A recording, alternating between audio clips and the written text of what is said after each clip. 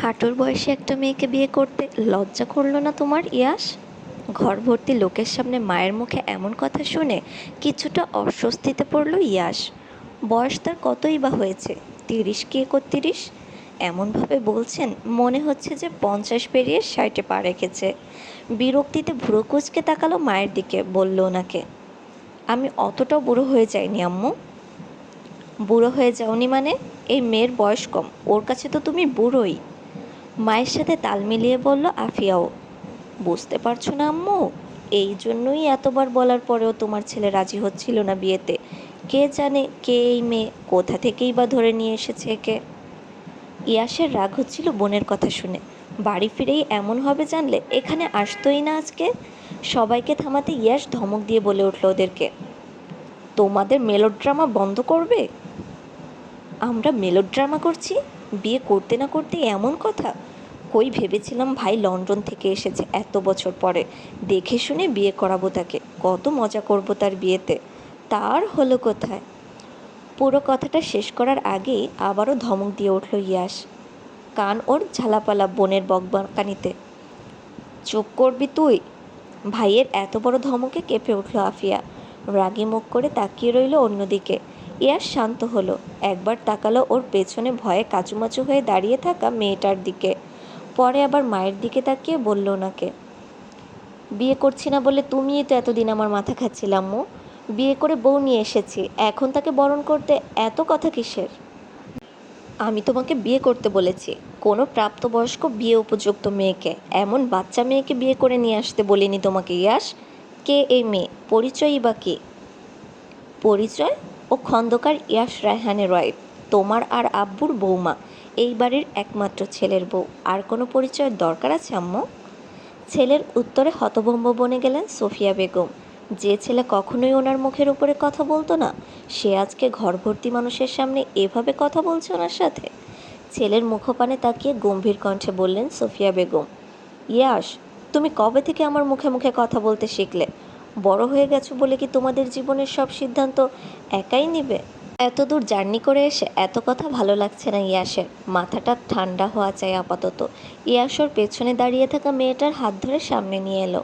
চোখ দিয়ে ইশারা করতেই মেয়েটা পায়ে হাত দিয়ে সালাম করতে চাইলো ওর সামনে দাঁড়িয়ে থাকা সুফিয়া বেগমকে। মেয়েটা নিচু হতেই সরে গেলেন সুফিয়া বেগম। ইয়াসের ভালো লাগলো না বিষয়টা। মেয়েটির হাত ধরে নিয়ে গেল তাকে নিজের রুমে। ঘরের মানুষজন সবাই তাকিয়ে রইলেন ওদের যাওয়ার পানে। রুমে এসেই কোনো দিকে না তাকিয়ে কাবার থেকে জামা কাপড় বের করে ওয়াশরুমে চলে গেছে ইয়াস। প্রায় অনেক সময় পরে বেরিয়ে এসেছে সে। মাথাটা এখন ঠিক লাগছে। এত সময় কিসের মধ্যে দিয়ে গেছে কেবল ইয়াস নিজেই জানে। রুমে আসতেই বিছানায় গুটিসুটি মেরে বসে থাকা মেয়েটাকে চোখে পড়ল ওর। মেয়েটা প্রচণ্ড রকমের ভয় পেয়েছে। ভয় পাওয়ারই কথা, বাচ্চা মেয়েটার সাথে চোখের সামনে এত কিছু হয়ে গেছে, ভাবলেও খারাপ লাগছে ওর। হাতের টাওয়ালটা রেখে আস্তে আস্তে হেঁটে কাছে গেল মেয়েটার, বলল ওকে, নাম কি তোমার? পরনে থাকা শাড়ির আঁচল মুঠোয় নিয়ে মুচড়ামুচড়ি করছে মেয়েটি। মুখ তুলে তাকালো না ইয়াসের দিকে, নিচের দিকে তাকিয়েই বলল মিনমিনে কণ্ঠে, কাশফিয়া। আগে পিছে কিছু নেই, শুধুই কাশফিয়া? মেয়েটা মাথা নাড়ালো, যার উত্তর হ্যাঁ। তারপর আস্তে আস্তে বলল নিজের পুরো নাম, কাশফিয়া জামান উপমা, সবাই কাশফিয়া নামেই ডাকে। ভ্রু কুঁচকে মেয়েটির দিকে তাকালো ইয়াস, গম্ভীর কণ্ঠে জিজ্ঞেস করলো ওকে, তোমার কি তোতলানোর অসুখ আছে মেয়ে? পটাপট মাথা দুলিয়ে না সূচক উত্তর দিল কাশফিয়া। হাসলো ইয়াস, ভালোভাবে পর্যবেক্ষণ করলো মেয়েটিকে। বয়স বেশি হলে 18-র কাছাকাছি হবে। উজ্জ্বল শ্যামলা গায়ের রং, টানা টানা চোখ, লম্বা চুল, সঙ্গে সুন্দর হাসির অধিকারিণী মেয়েটি। ইয়াস মুগ্ধ হয়ে দেখছে মেয়েটিকে। এই মেয়েটা কোথায় লুকিয়েছিল এতদিন? কেন সে আগে ধরা দেয়নি ইয়াসের কাছে? পরক্ষণেই আবার মাথায় এলো সে পাগলের মতো কী ভাবছে এসব। মেয়েটা বাচ্চা, ইয়াসের সঙ্গে তার যায় না কোনোভাবেই। নিজেকে কিছুক্ষণ মনে মনে বকাঝকা দিয়ে বলল ইয়াস, উপমা নামটাই সুন্দর, তুমি যতদিন এখানে আছো আমি বরং তোমাকে উপমা নামেই ডাকবো। মুখ তুলে তাকালো কাশফিয়া। নজরে এলো ইয়াসের উদাম চওড়া বক্ষদেশ। মুখের দিকে তাকাতেই কি যেন হলো ওর। মাথার ভিজে চুলগুলো এসে লেপ্টে আছে কপালে, চুয়ে চুয়ে পানি পড়ছে চুল থেকে। ফর্সা মুখশ্রীতে পানির ফোঁটা যেন মুক্তোর দানার ন্যায় চকচক করছে। এভাবে চোখের সামনে ইয়াশকে দেখে অস্বস্তি হলো কাশপিয়ার। লজ্জায় নুয়ে নিল নিজের মাথাটায়। ইয়াশ ওর মুখের দিকে তাকিয়ে ভাবছে, মেয়েটা কি লজ্জা পাচ্ছে তাকে দেখে? তবে এই অর্ধপরিচিত মেয়েটার নামটা মনে ধরেছে ইয়াসের। শুনতে বেশ লাগে, উপমা।